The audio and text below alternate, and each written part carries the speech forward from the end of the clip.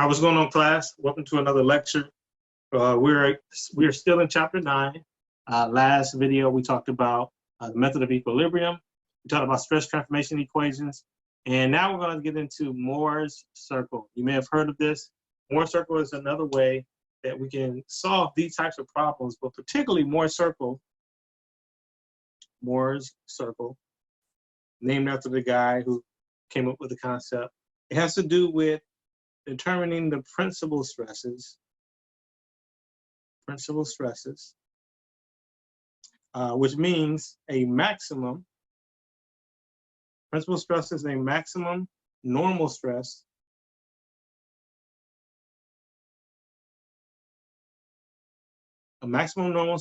a body experiences at a given angle. And also for them to be maximum normal stresses, this means that the shear stress at this particular angle is equal to 0. So tau xy is equal to 0. And so some orientation, we're talking about the different stresses that are being applied to, different types of bodies at various angles.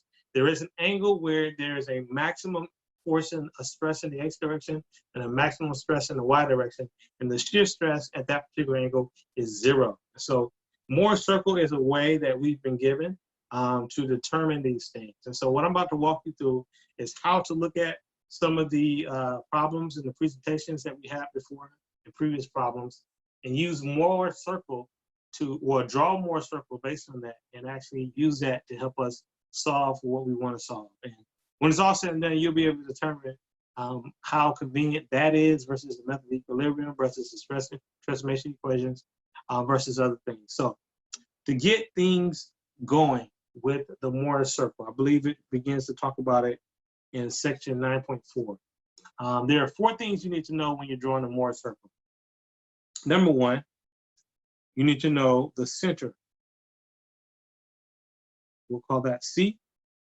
The center of Mohr's circle will always be equal to the average of the stresses and 0. So the x-coordinate is the average of the stresses. So we'll call that, we won't call it, but we'll basically let you know that that is sigma sub x plus sigma sub y divided by 2. The average of the normal stresses is 0. That's the center. Number 2, what you need to know is the radius of the circle. The way we determine radius, we'll use the letter R, is basically this distance equation. So it's the square root of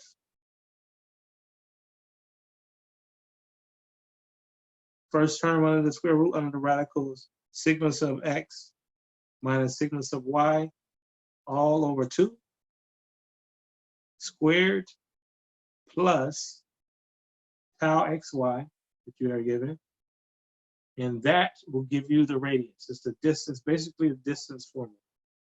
That's the radius. That's the second thing you need to know when you're solving for Mohr's circle. The third thing that you need to know is the range. Or basically plus or minus the radius, or how far, or how long is the diameter, even, is another way to think of it. But the range is given to you as this: the first coordinates, or the sigma 2, being the center minus the radius, right? That's going to be to the far left side, and then the center plus the radius. Quite simple, right? That is the range of your Mohr's circle. And then the last thing you need to know, number 4, is your reference point. You need a reference point. A reference point is basically, or is usually, given to you in the problem you're attempting to solve. We'll use A to denote our reference point. And the reference point is basically your normal stress in the x direction, sigma sub x, and your shear stress, your tau sub xy. Those are the 4 things you need to know: your center, your radius, your range, and your reference point. And so what we're going to do right now, we're going to go through a couple of problems and basically draw a number of more circles. And I'm going to show you basically the process of finding those principal stresses after you have already drawn your Mohr circle. All right, so let's go with 9.45 first. 9.45. We'll set that here so that we can see it. 9-45. 9-45. This is in the back of the chapter. And basically, it just gives us problem 9-3.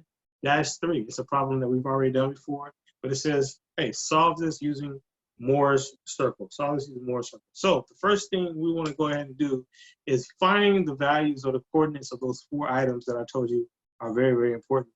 And then we'll use that to draw Mohr's circle. So the first thing is the center. The first thing is the center. Now, you may notice over here by looking at it that our sigma sub y is equal to 400 psi. Make sure we can always identify that. And then our sigma sub x is a negative 650 psi. Those are the values of those 2 items, those 2 stress values. And so again, starting with number 1, the center is going to be the average of these 2 and 0. So the average of these 2 are, let's see, we got negative 650 plus 400 over 2. It's the first term and 0. We can rewrite that. I'll make sure I have my trusty calculator on me as we begin to work through these things. Negative 650, of course, we can do it in our head. Let's obviously put 250, but go ahead and go through the motions. Plus 400 divided by 2. So 125. 125 is the first part. And actually it's a negative 125 because we got negative 650. So negative 125 and 0. That is the center. That is the center. Number 2, we need to get the radius. The radius is given by this equation. I'm going to go ahead and just plug the numbers in as I write it. The radius is, underneath the radical, we got sigma sub x. So a negative 650 minus 400 over 2 squared plus, now what's tau sub xy? What is tau sub xy? Well, if we look at our original diagram or original problem, there is no shear stress. So we can just put 0 here. So if I go ahead and solve for this, negative 650 by 2. Then I'm going to square that. And then it's under the radical. So the value of this radius is going to be equal to 525. That's the radius, that's R. Next, what is our range? What is our range? Our range is basically the center. The center minus the radius. So we have over here the center being negative 125 minus 525. That will give us a negative 650. Right? And 0. That is our first term. And then the second term is, it's going to be plus. So negative 125 plus 525, it's going to give us 400. Parentheses. That is our range. And then last but not least, what is our reference point? What is our reference point? Our reference point, number 4, denoted by A, is simply sigma sub x, which we know to be negative 650, and tau sub xy, which, again, according to our diagram, we do not have anything, so that's 0. Those are the 4 things we need to draw our Mohr circle. So I'm going to go ahead and pull out another sheet of paper just to make sure we have enough space to proceed in drawing our Mohr circle. Proceed in drawing our Mohr circle. So right here in the center of the page, we're going to use that as our center.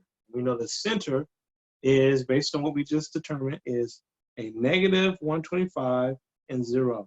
Negative 125 and 0. So if you can imagine, if this was the center and this was the number line, I need to get a straight edge so I can make sure I don't get things too crazy moving along. All right, I got this little gift card out here. So imagine there to be a x-axis, not necessarily a number line, but an x-axis over here. Since the center has an x-coordinate of negative 125, a negative 125, the y-axis is somewhere over here, right? That's 0, 0, because now we're at a negative 125. Does that make a little more sense? Hope you all can see that, and it kind of clears up a little bit. Next, what we have is a range, so we can go ahead and determine. And I'm gonna go ahead and use this mug I have here to draw our circle before I even begin to put other things in place. But we want to make sure we keep things in perspective. And you know, this is going to be a pretty small circle. Scratch the proportions, right? Yeah, I use a mug for now. All right. Hoping that dot is in the center of this mug.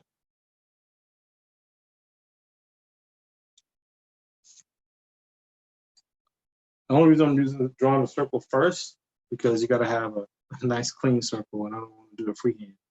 But it tells us our range, right? If we go back and look at our radius, I'm going to put radius on pause number 2, but let's look at our range. We have that over here on this side, it is a negative 650 and 0. Negative 650 and 0. And then here on the positive side, again, don't let the scale throw you off too much. We have a 400 and 0. Right? Those are our range numbers. Those are our range numbers. And then we have our radius, which makes perfect sense. Based on this, right, the numbers, we go from, our radius is 525, so going from a negative 125 to a negative 650 is 525. That's the distance of our radius. But then lastly, we need a reference point A. And we are told right here, just by we found out, that our reference point is negative 650 and 0, which ironically just happens to be the first term of our range. So this point here also serves as our reference point, Now, what we're going to do is use this circle to define or to find our principal stresses. And our principal stresses are basically what we were already finding in previous videos, which is sigma sub x and tau sub x prime y prime. Sigma sub x prime and tau sub x prime y prime. So now we know that this is our reference point. We will basically look at our radius there being from our center point to our reference point. And we're going to rotate that line a certain number of degrees. How do we know that degrees? Well, it comes right back to our original problem. If we look at it, we see that there's a rotation taking place, a rotation of 60 degrees. 60 degrees. Now, what we're going to be doing is rotating it 2 times theta sub x, s, 2 times theta sub s. So here's what I want you to do, right? I want you to look at this and remember that if we were to just draw this triangle, we know that this is 60 degrees here. What we have done in the past is we have made our x coordinate perpendicular to that face. X coordinate is perpendicular to that face. X prime. We know that the original x axis is in this direction. And so we have to ask ourselves the question, what is this angle? What is the distance from the original x-axis? Well, if you know geometry, if you were to rotate it down 60 degrees, right, you would know that this side is 60 degrees before it gets to vertical. This is 60 degrees. All right? So that means that this particular supplemental angle is equal to 30 degrees. That is 30 degrees because that right angle is 90 degrees. So what we're doing is we're looking at this triangle. We're looking at how much of a rotation did this perpendicular x prime take from this original position as an x-axis. We found that angle to be 30. And so here on our Mohr circle, I hope you all catch this. On our Mohr circle here, we're going to be rotating from our point of reference 2 times that particular theta sub x. And so we're going to rotate this way down a full 60 degrees. This is 60 degrees, such that now the line is going to take us to the point which, guess what, happens to be our principal stresses of sigma sub x prime and tau sub s prime sub y prime, right? And so the way that we would solve for this, I don't want you all to miss this, the way we would solve for this is simple geometry, right? So we know that this is going to create a triangle if we were to just look at that angle. And I want to use a different color here just so I don't confuse you too much, right? I'm drawing this red here just to kind of show that it creates a triangle. Just to show that it creates a triangle, right? So we know that this particular x value is going to be this distance of 125. So this is negative 125 already just to get there. And then we need to know this particular distance as well to get the x coordinate. So in order to get the x value or the sigma sub x prime, this particular equation would be as so. This is equal to negative 125. What else? Minus the 525 radius times the cosine of 60. That's the equation. Now, how will we know the y coordinate, which just happens to be the same value as the tau sub x prime sub y prime? Well, we just need to know this particular, right? We just need to know this particular. And this particular length is simply 525, the radius, times the sine of 60. Now, if we plug and chug that, and we get our answers, we will find that, come on this side, so confuse you all. This value is a negative 387.5 psi and a 455 psi. And this is how we used Mohr's circle to solve for these stresses. So I hope that made a lot of sense to you all. Again, we kind of went the slow approach, and you'll be able to do these steps. These, you know, the center, the radius, the range, the reference point. It becomes second nature to you after a while. But we're going to walk through it, continue to walk through it as we continue to draw these other more circles. After we got this particular value, we're able to identify these particular points in our Mohr circle. Once we can identify our points in our Mohr circle, we rotate it from our reference point 2 times the angle of interest, or the supplemental angle, down to the point that gave us our sigma sub x prime and our sigma or our tau sub x prime y prime, to practice our drawing of the Mohr circle, So it simply says draw Mohr circle that describes e to the following, So we're going to go through these steps to find the center, the radius, the range, the reference point, all of these, so that we can draw the respective Mohr's circle. So kicking things off, let's look at A. And I'll pull out another sheet of paper if I need to. But A, the center is the average of these two. So 800, the center is going to be 800, boom, minus 600. I think that's where we are.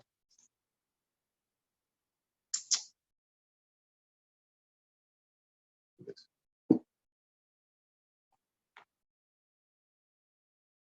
800 minus 600. Use our computer. Okay, we lost the visual for a second. Test. All right, here we go. Yeah, so my 800 minus 600 over 2, and then 0. So that tells us it's going to be 200 over 2, which is basically 100, 0. Next, we're going to get our radius. Our radius is going to be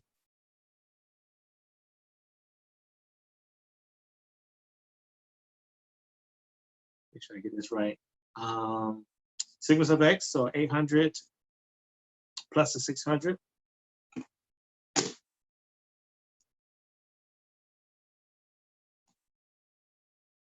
So we got 14 over 2.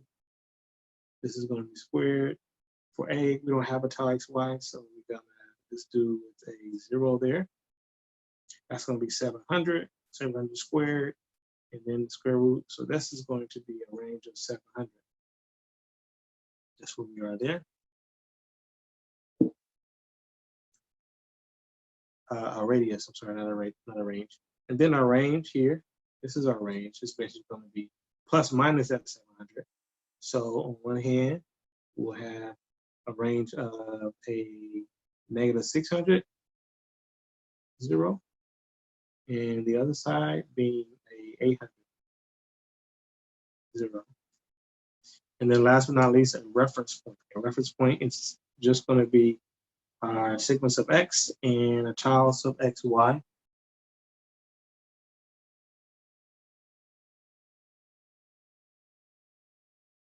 All right. Reference point A is going to be 800 and 0. So I'm gonna go ahead and draw this first one. This first one, I'm gonna draw it on this sheet of paper, which should fit. And then we'll do the other ones on the next sheet of paper. So our center point here is 100, 0. That is C.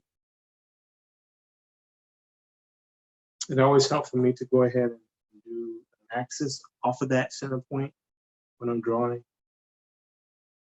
This is where a good straight edge comes in handy.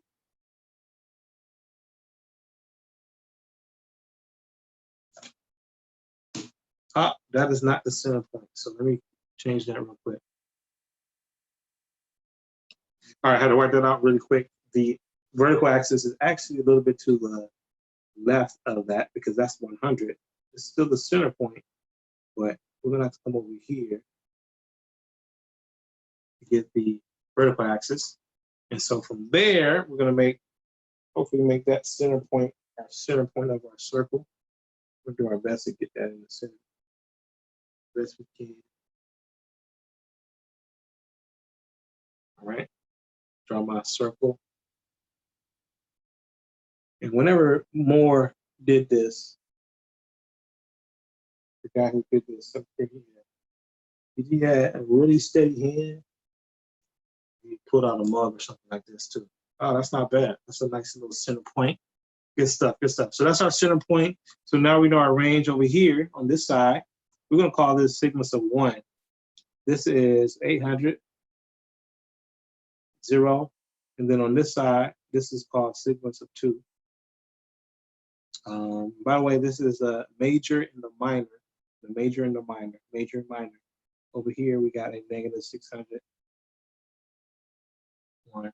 All right, and then our reference point 800 is right here. That's A. And speaking of A, that is the A example of drawing more circles. So now let's do this one. Let's get out another sheet of paper and do the next one. Let's do the next one. Let's do the next one. Draw or get used to drawing as we learn this. So for the next one, we're looking at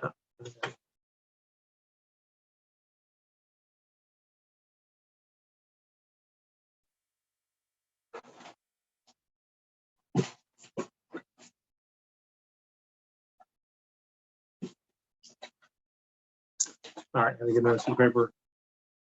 So the next one we have, basically, what we're looking at is sigma sub y, sigma sub y. So it's pretty straightforward. So sigma sub y, not even x, that is equal to a -2.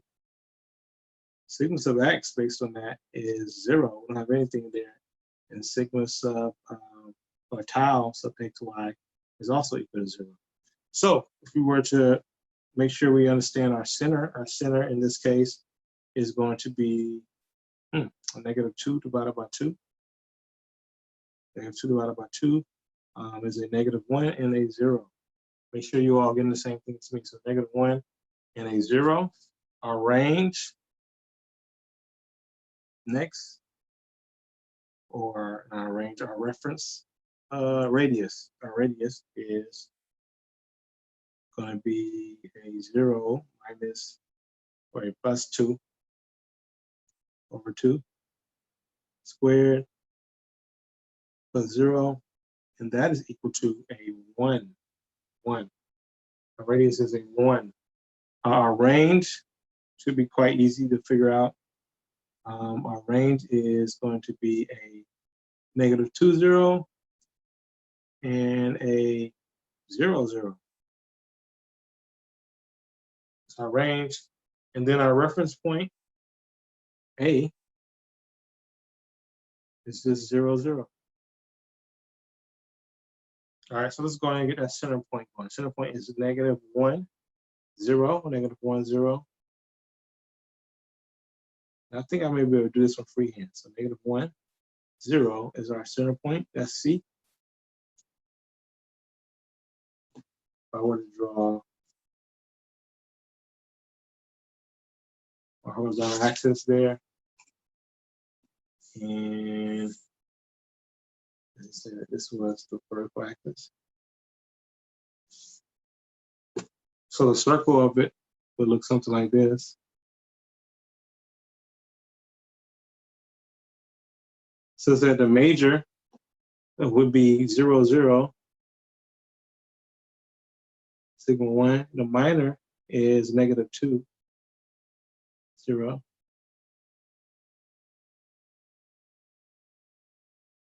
And yeah, the reference point is 0, 0. So this is also A.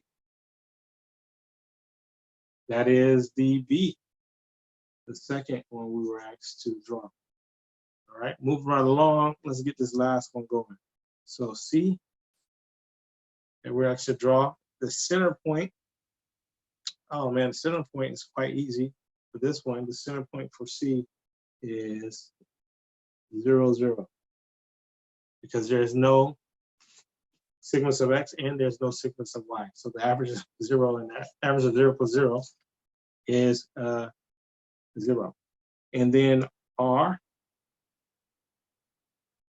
is going to turn out to be 0 squared plus 20 squared. So the radius is 20.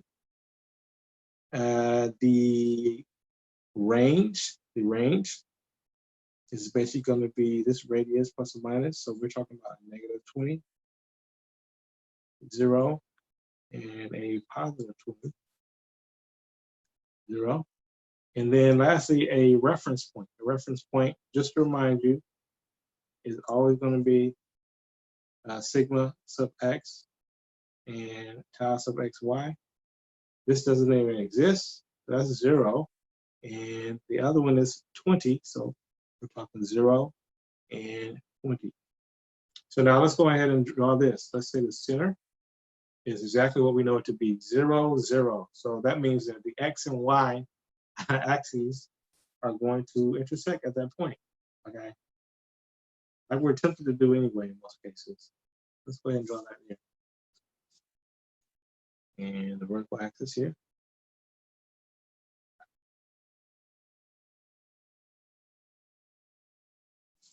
There you are. So that's 0, 0. That's the center. I use my mug this time. Yeah, how good I get it on the center. We're gonna work it out. Wow. Wow.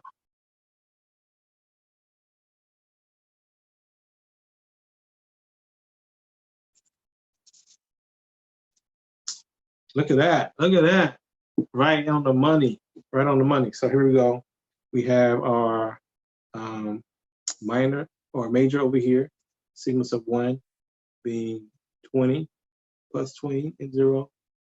Our minor sigma sub 2 being negative 20 and 0. Our radius is 20, which makes a lot of sense. And then our reference point is being 0, 20, 0, 20. Did I do it the right way? 0x and reference point then being 0, so 0 and x coordinate and negative 20. So down here, this is our reference point x, 0 and 20. All right, so there are no angles involved in any of these, so we don't have to worry about rotating things here and there. But I want you to take a look at this. We just basically ran through the rehearsal, if you will, of the practice of drawing Mohr circle by doing A. Found our center radius, range, and reference. We can sketch that out. B only had a sigma sub y. Did the exact same thing. They would sketch that out. And then we did the same thing for C. So that one right there, 9-54, should give you just a little bit more practice when it comes to drawing Mohr circle. Because that's going to come in handy. And we're going to definitely keep moving right along with another example of where the Mohr circle can help us solve what we're looking for. All right, now let's look at 9-60 right here, 9-60. It tells us to determine the principal stresses. And let me just clarify something for you, because I understand that you may have heard these terms. I said principal stresses, and I've used different terms here and there. But when they're talking about principal stresses, what they mean in this case is the major and the minor principal stress. So the sigma sub 1 and the sigma sub 2 that we have on our Mohr circle. That is, in fact, technically what our principal stresses are. And then it says B, find the maximum in-plane shear stress. So in other words, we're going to find on the Mohr circle, where is tau the maximum? Where is tau the maximum? And that's going to be pretty obvious for you when we get to that point. But now let's start things off here, looking at what we have here, this little stress cube here, where we have sigma sub y is equal to a positive 10 ksi. Sigma sub x is equal to a negative 15 ksi. And then we have tau sub x, y is equal to an 8 ksi. So there we are. And so let's go ahead and go right off the bat and find what we need to see, our center point for our Mohr circle. It's going to be the average of these two. So that's 5 divided by 2. So that is a negative 2.5. 0, that's the center point. The radius is going to be equal to, let's go ahead and write that out. A negative 15 minus a 10 squared 2 plus 8. That's going to be equal to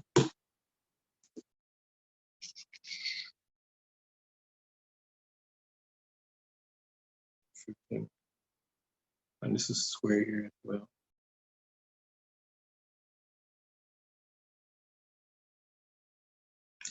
If your calculator agrees with mine, your answer in this case should be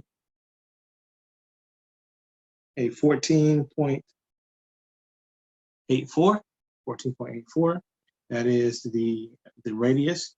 The range is going to be plus or minus that. So the range should be able to calculate itself as a negative 17.3 0, and a positive 12.30. Now check this out, y'all. This range right here already gives us our principal stresses, because you remember how we drew the circle, and I'll draw for you in a second, where you know the range, one range is going to put you on the right side, the other is going to put you on the left side. So this here is already our minor. Boom. And this is already our major. Boom. But let me write the last portion, which is the reference point. The reference point R, or the reference is A. That's how we denote it. A is equal to sigma sub x, which is negative 15, and tau sub xy, which is 8. All right, so let's do this here. That's going to be our center point. Center point, we've already determined to be negative 2.5, 0. Center point. I'll do my method of drawing my axis, my x-axis directly to the center point. That's at a negative 2.5. So I'm just going to shift over a little bit for our vertical axis.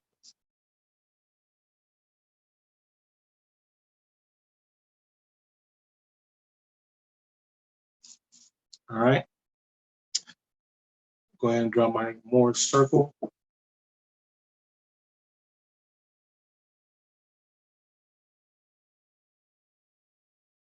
All right.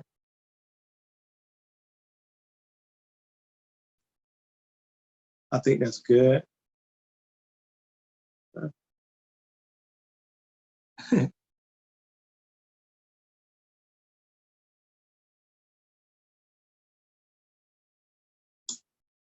Boom, there we go. Not too bad, not too shabby. So our range is going to be over here. We're going to go over this way, 14, which is basically negative 2, subtract from there. And so now we're looking at a positive 12.3 and a negative of negative 17.3.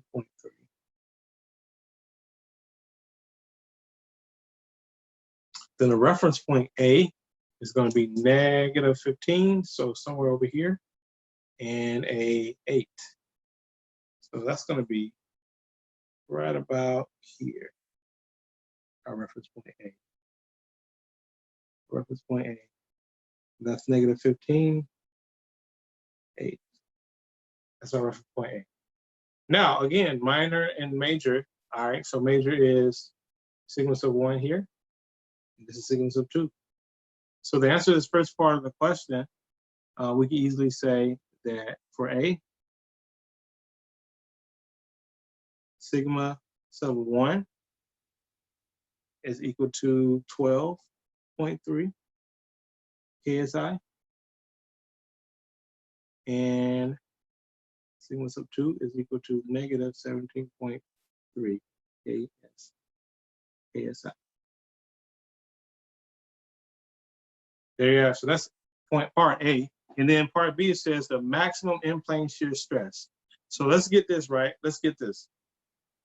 Where is the shear stress? If this vertical axis refers to our shear, and this horizontal axis refer to our normal stress, where will we find the maximum amount of shear stress? It will be either here at the top or at the bottom.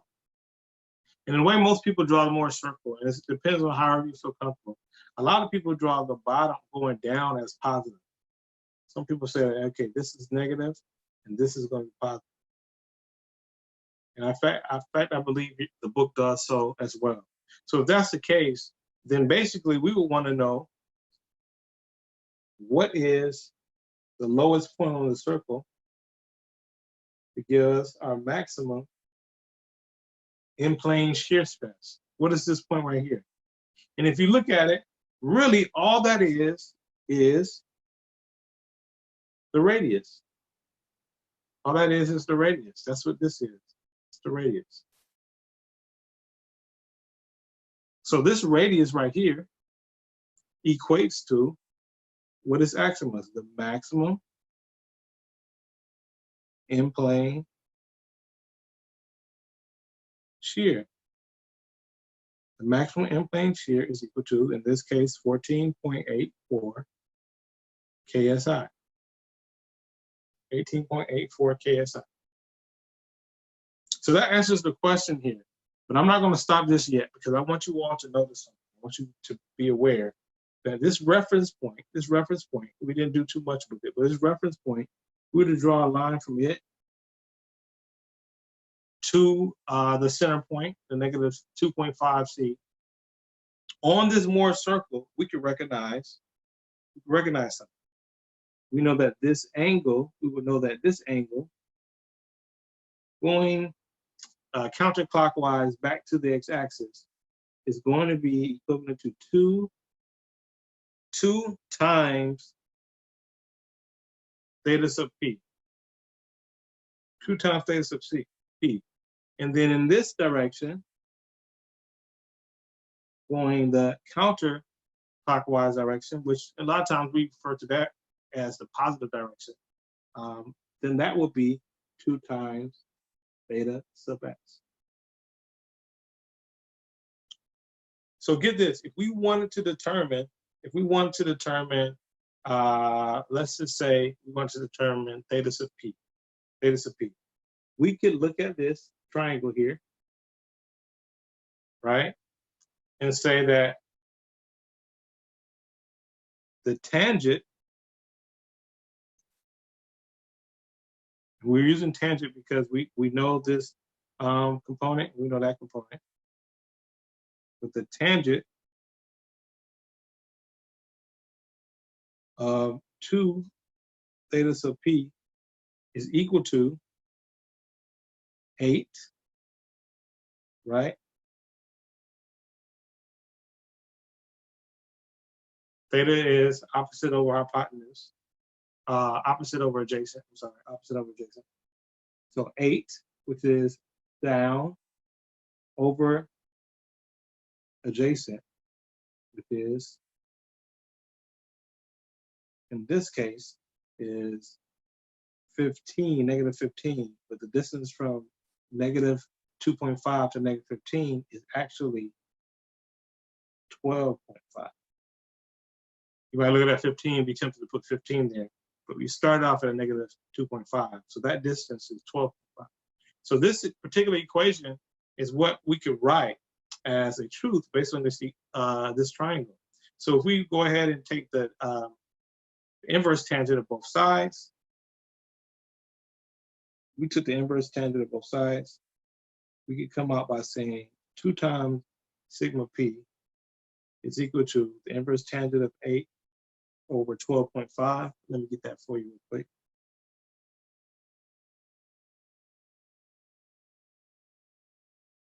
.62 degrees, which since this is 2 times theta p, 1 would simply be, divide that by 2, 16.31. 16.31, that would be 1 degree. And since this is going in the clockwise direction, and I said before that it's customary that we use the counterclockwise as a positive, we can make this a negative because it's going in the clockwise direction. And so that is what we will find if we want to find the angle. And let me see. Oh, well, it's part of it anyway. Specify the orientation of each element. So this value is basically what we're able to find here. So the complementary angle would just be, so what's the complementary angle of 32.62? We'll subtract that from 90. Or complementary angle may not be the technical term, but what completes it at 90? 57.38. So we could say that, I'm just gonna write it over here, 2 times theta s is equal to 57.38, which means that a single theta sub s divided by 2, 28.69. Boom. So those are our angles. Those are our angles simply by using trigonometry in that case. And that gives us the orientation. And so we found pretty much everything we needed to find here. Simply by going through the process of drawing our Mohr circle here, we actually already found what ended up being our maximum in-plane shear stress, which was B bar. And then it says our principal stresses, which I just shared with you, is just sigma sub 1, sigma sub 2, which was found right here, all right? I just wrote it out here just to be clear. That is what you will be putting into your answer column. And then down here, when it comes to the orientation, I was able to establish and show for you that this counterclockwise direction from our reference line would be 2 times theta sub s. If we were to go clockwise back to the x-axis, that would be 2 times theta sub p. We use trigonometry to find out that, and as well as that, and that is what gives us our orientation. So before I let you go, obviously this may not be the method of choice, but it's necessary for you to learn as a part of this course. So I encourage you to make sure you understand all of this. However, you get into a situation where you are just looking to find the orientation, you're looking to find the maximum in-plane shear stress. There are some equations that you can plug and tug. So I want to make sure I write that for you. If you've already looked into your textbook, you may already have it down in your notes. But here's something we can always count on. If we want to know our maximum tau, in other words, our in-plane, or maximum in-plane shear, that's going to be equal to square root of sigma sub x minus sigma sub y over 2 squared plus tau xy and squared. And guess what that is? You look at it, it's basically the same equation as the radius. So the radius is our maximum in-plane shear stress. And then if we want to know our orientations, tau, or tangent rather, tangent of 2 times theta sub p is equal to tau xy over sigma sub x minus sigma sub y divided by 2.